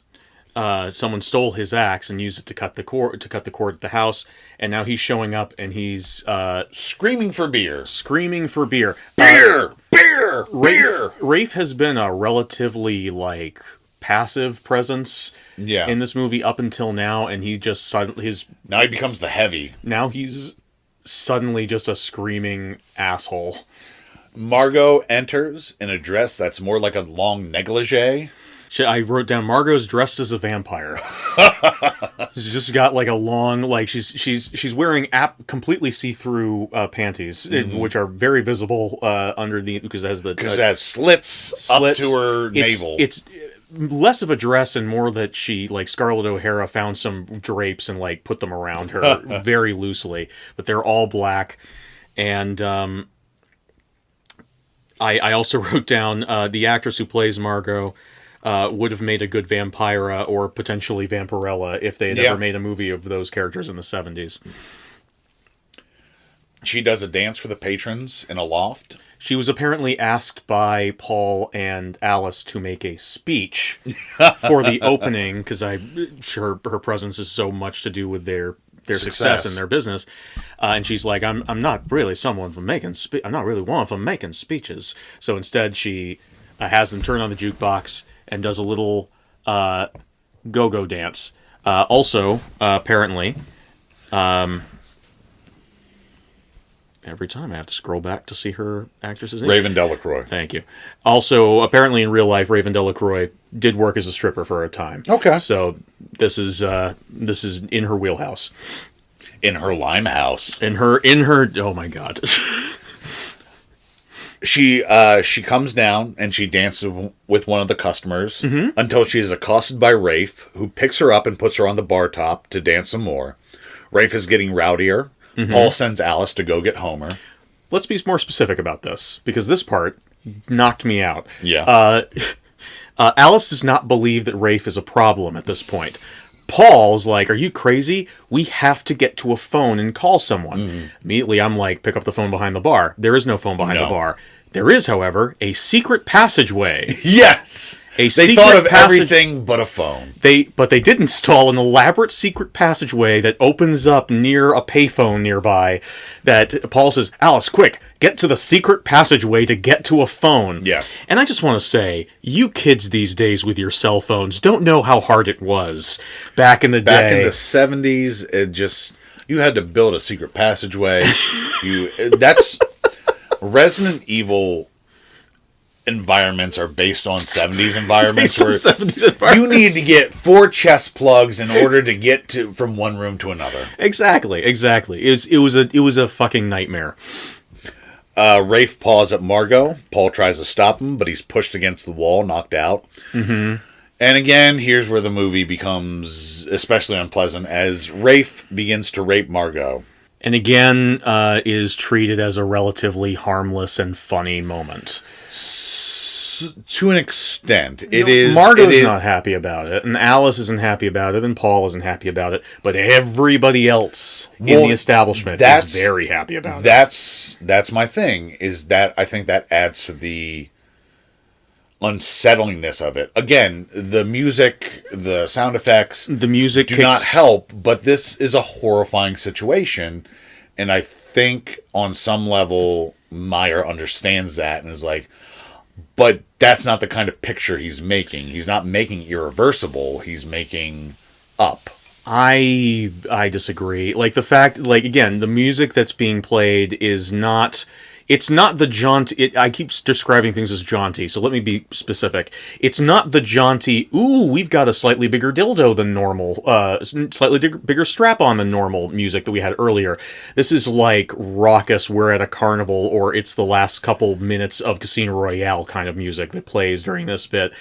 All of the patrons of the bar are cheering it on like this is a sporting event. Well, you can also see that as the music reflecting the mood of the crowd, not necessarily the mood of the filmmaker. Like, and that adds to the unsettlingness of what's going on. Like, mayhaps they have also none of the reasonable people are enjoying this. Margot is not reacting. She reacts with horror to this event later. Yes. Now she's not. What she's doing now is she's doing comedic sort of woo, woo, woo noises. Yeah. That's what tips it over the edge for me. I agree with you. I could buy what you're saying as a sort of psychedelic horror circus moment if it weren't for that, where like even outside of the editing room on the day of filming, they're like, no, you're not reacting this way. You're reacting like the mom from Mary Poppins got stuck on a joyride that's going a little bit too fast, and you're making that noise. Gotcha. Now here, you argue it's the last 10 minutes. I argue it's the last 20 minutes. Mm-hmm. Here's where the movie once again picks up and becomes wild as fuck. Oh, I should mention Alice tries to get Margot safe, and Rafe throws her down, rips her clothes off, and starts raping her at the same time. Not yet. Oh, not yet? Sorry. Not yet. Okay. Cut that out, and I'll say it again later. All right. Alice has gone to call Homer at a payphone very far away, seemingly. Yes. Homer arrives, and Alice comes back, but she gets... Oh, I'm sorry. You were pretty much correct. Okay. But she gets pulled into the assault. Yep. She starts getting... He's raping 2 women at the same time. It's very funny. Yeah. Yeah. Homer grabs Rafe's axe and puts it in his fucking chest. Before this, all the patrons... When Homer shows up, all the patrons of the bar run out. One of them apologizes to Rafe for tripping over his leg. I just wanted to point out that he apologized to Rafe. Sure. As they ran out the door. But yes, Homer comes up and... fucking puts the axe in Rafe's back like it's the goddamn Shining. Homer comforts the women as Rafe pulls out the axe and sticks it in Homer's chest, like the reverse Shining. Like the reverse Shining. Or like like Dick Halloran in The Shining. Sure. Yeah. Rafe then carries the 2 women away under his arms like a fucking Frankenstein monster. Yeah, Rafe is definitely like sort of taking on the King Kong role at this point. And as unsavory as this is, I don't know, I kind of enjoyed the shot of this terrible, huge man just so hulking that he's just carrying 2 women away under his arms. Sure. I can buy that. I was still too upset from the previous. I understand what had been going on. I understand. I've watched a lot more exploit. Not that I enjoy rape in any context. I understand, but I am more used to seeing it in films like this. As we have discussed, you are more evolved than I. Yes. Right. Yeah. I'm the alpha male. Yes, and that bullshit science has been debunked several times. Yes. Well, you know what? You know what they say about science? What? No one gives a shit. That's true. That's very true. Homer then takes down a chainsaw, which I assume this is where... Before that, Homer reaches down to the axe in his chest. Right. And rips it out of his own heart. There is a quote from Russ Meyer that I read where he was like, one thing I did not expect to run into making that movie was how precious... I guess he was referring to people on the set were about the violence, where I was thinking, yeah, I know my audience. They'll accept that a man can get an axe to the heart, rip it out of his own chest, and just grab a chainsaw and run. But everyone on the set was like, I don't know, this seems pretty unrealistic. And he's like, just do what I tell you. Seriously. Seriously, at this point, with this movie that you're making, like...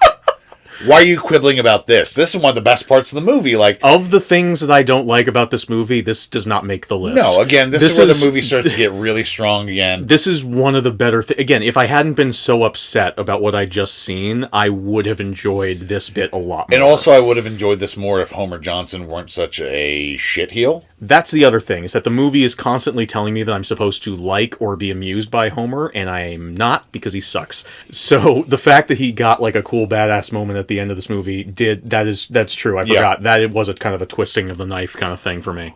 But again, I could be meeting this movie much more than halfway. We've done that many times. But could this be a commentary on your average leading male shitheel, where they're not good, but we're still expected to cheer for them?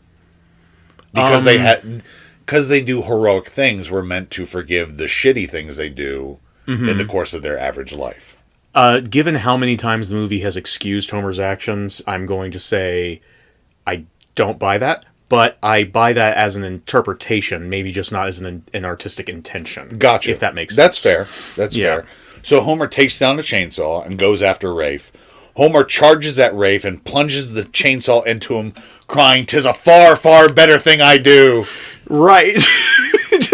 That is the moment that I was like, I woke up out of my reverie and was like, what? Yeah. He's like, he yells, "It's far better than I do," and drives the chainsaw right into Rafe. him. Blood is spraying on both of them. It's my fucking God. great. So good. Both men tumble down the hill. dead. The quote he's quoting, if you didn't pick up on it, that's a quote from A Tale of Two Cities. Yes. Famously a speech that a character delivers as they are sacrificing themselves for the sake of their loved ones. Yeah. And that's what he's evoking here as he sacrifices his life for them. But he didn't know that he was going to fall off that cliff. He was just plunging a chainsaw into a dude, and then coincidentally falls off the cliff right after. But he still, like, preemptively says that line as he dives into it. But I also want to point out that as shitty as Homer Johnson is, yes, he still dies. He still gets the ultimate punishment. That is true. No, as you said in the beginning, and I was like trying to think, wait a minute, Homer, and I was like, oh no, he does die. Yeah. Every rapist does die in this movie.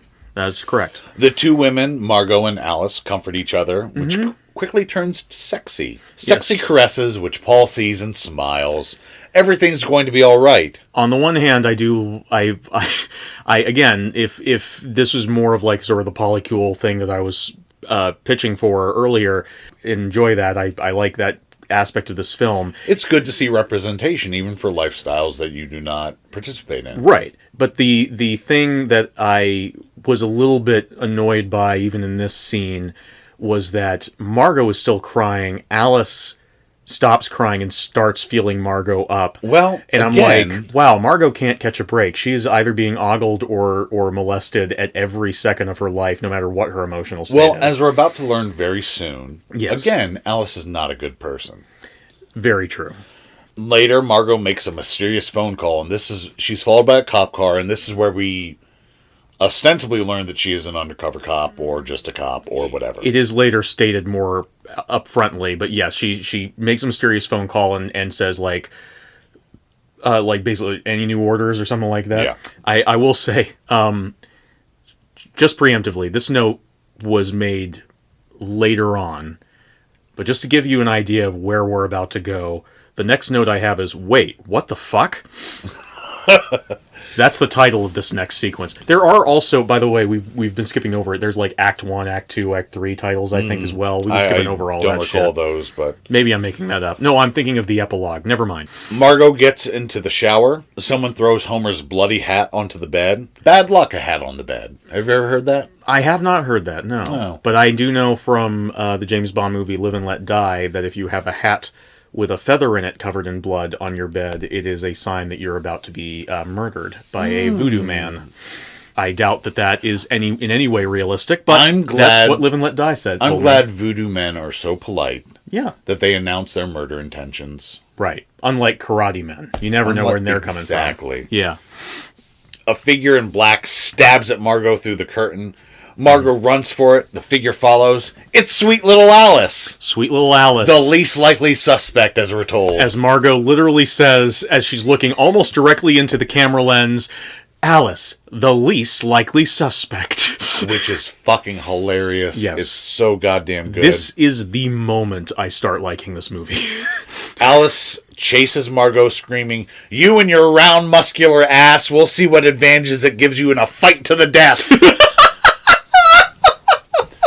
They're tussling a little bit. They're out of doors, of course, because it's easier to shoot out of doors and cheaper, I guess. Yeah.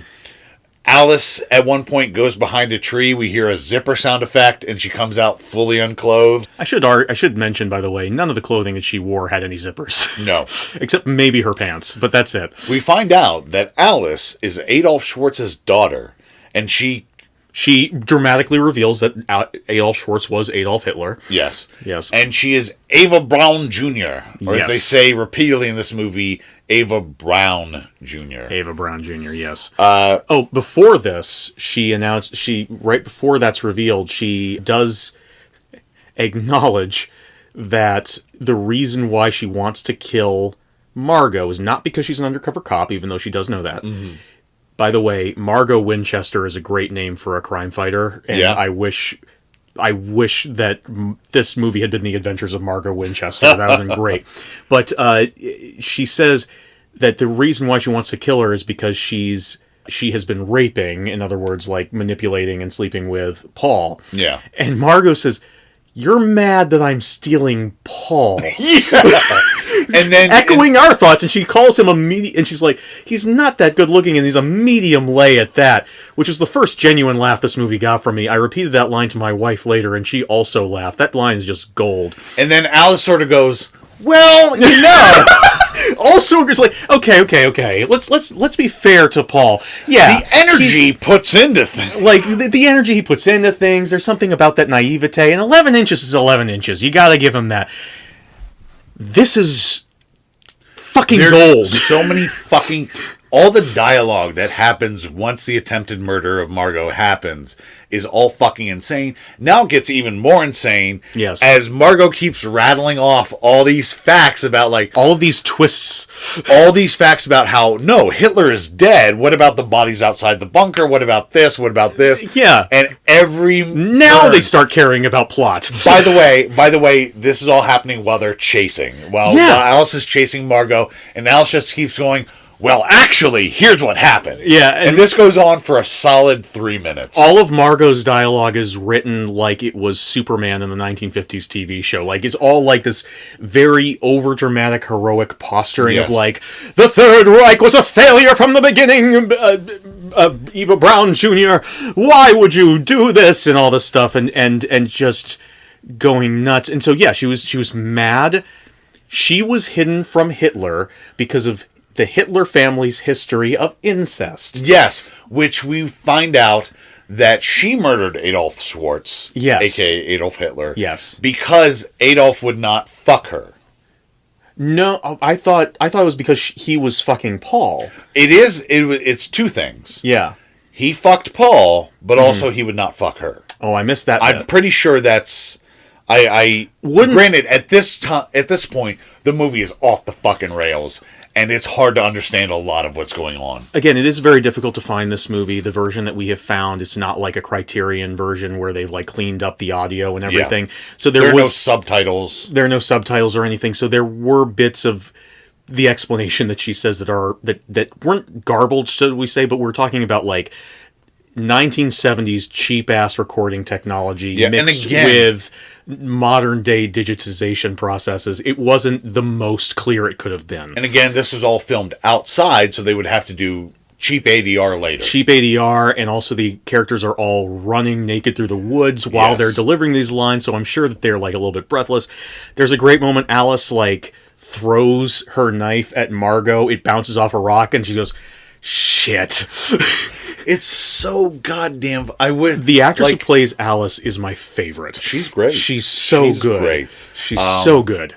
I wish you enjoyed this movie more, just so you could, like, treasure these last moments more, like, have, like, more of a... These last 10 minutes are so fucking good. Like, I just wish like that those last 10 minutes had been the whole movie, because like we were talking about, we talked about how in Russ Meyer movies, one of the things that is cool about them, despite the fact that they are for a male gaze, is that the women carry the film. Yeah. In Up, most of the movie for me didn't feel like they were. It felt like a bunch of men sort of like playing with these women. These last 10 minutes, they do take control. Yeah, they do. The last 10 minutes are just these two women entirely nude, running around in the forest, Margot getting progressively more and more covered in blood, and them trying to kill each other. And I was like, also, I want an entire 4 hours of this movie. And also having a running conversation about Hitler's death. It's fucking nuts. It's a goddamn fever dream. It is absolutely tremendous. It is wonderful. The chase ends with Margot grabbing Alice by her breasts, and they decide to become lovers. Alice, one last line before we get to that. Another line that made me laugh so hard I almost fell off my couch is, I rubbed out my own father to save my marriage! I almost died laughing at that line. It was so good. And it can't be stated enough how frenzied Alice's performance is. Oh my God. And how deadpan Margot is with all of her refutations. Absolutely. The chase ends with Margot grabbing Alice by the breasts, and they decide to become lovers. Yeah. Alice leads Margot to a metal bed frame that is in the woods for some reason. Extremely uncomfortable. Where she takes a gigantic dildo out of a violin case. She mentions that it was given to her by her trucker friend, Yep. who she says has I think she says predilection for marital aids. Yes. Yeah. But Alice is then shot by Paul, Yes. who is upset that she killed Adolf Hitler because Paul himself is a Nazi. Yes. So yeah, there are no. Margot is the only hero in this movie. The other characters are all, and this is the one thing where I'll give Russ Meyer a little bit of credit for this film, where this is a bit of a trope subversion, because Margot is the brunette. Like that is stereotypically in these sort of like murder mystery movies, the dangerous woman is the brunette and the blonde is the good girl. And throughout most of the movie, he does play on that trope very heavily, with Margot being the sex pot and Alice being the good old Alice. She's sweet little Alice. Sweet little Alice. And then in the end, Alice is this horrifying monster. Paul is also this horrifying monster. Yeah. The only good person is the sex pot. Yeah. Paul is about to blow Alice's brains out. Then he turns the gun on Margot and is about to shoot her. Mm-hmm. But Margot, moment of ingenuity, call her MacGyver. What? Because she takes the strap on and slaps Paul's wrist with the dildo. Yes. Both Paul and Alice are appalled that Margot would hurt him. Yes. Alice, even though she was just shot by her husband, is like, "How dare you!" Right. As we've mentioned, she's psychotically obsessed with Paul. And this is functionally the end of the film, where she apprehends them. We get Margot is pointing the dildo at both of them like it's a gun, and both of them are treating it like it's like, "Oh my god, don't fuck with her. She's got a dick." So this is functionally the end of the film. We get a couple epilogues. We see Margot in a very fetishy policewoman's outfit, getting a commendation by her chief, and then they hook up. Yes. The Greek chorus says goodbye to us as she is ravished by an unseen man, and we get, and just for good measure, one last montage and character recap. The fastest one, and this time she's doing it while she's playing orgasm sounds. Yes. So it is both fast, high pitch, and extremely breathy. So if you couldn't understand her before, watch out. And then we get a baffling seconds-long scene where it seems like Hitler is alive and well in a Bavarian sanatorium. Yeah, is that what that was supposed to imply? Basically, I don't know. We see a mailbox sitting on top of a sign, and then the mailbox falls off the sign, and somebody yells something, I think in German, and then that's it. Yeah. But that's up. Billy, do you have anything else to say? I think if you cut this note at the end here, if you cut down this movie to about 30 minutes, like the first bit, the last bit, and then like 10 minutes worth of footage from the middle to like cover those events, you'd have a short film that I would absolutely fucking love. It is that middle hour that really just kills the movie for me. Sure. And it's mostly, and it is admittedly mostly the rapey bits. Yeah, and if that's the one big thing that I would change. And how just toxically misogynistic and racist the whole thing is. Again, I don't even like really. I think that there's supposed to be some sort of vindictive justice to watching Hitler get raped. Yeah, absolutely. But he doesn't even get raped. This is all something he set up. This is for his enjoyment. So that bit doesn't work. It's wild and crazy, but it doesn't work for me in the way that the filmmakers wanted it to. I think this is a 70s thing where the idea of Hitler being into homosexual sex or man-on-man sex, however you want to refer to it, right? It's supposed is to seen be as degrading and humiliating. Yeah, that's something I can't really buy into personally. I understand. As we always say on the show, whatever offends you, you're allowed to be offended by it. Right, and I think this is the first time I've had to apply that to myself. Well, you were very upset with Vincent Gallo in Freeway 2 Confessions of a That Dope is Baby. true. I was very upset with him. Am very upset with him in general. But those last 10 minutes, again, if there was just like a movie where these two women, one of them was a villain, one of them was a hero, and they're just constantly fighting each other and trying to kill each other, but they're just nude the entire time. Incredible. 5 stars. Absolutely. 5 stars. I don't have anything else I'd like to say. Next week, we will wrap up No Not That 1 month with a bonus episode. We're going to extend the month so we can bring you Matilda, a movie that I have not yet watched. But we've seen screenshots of it, and it belongs on this show. Woof. Thank you for listening. Thank you for listening. Good night.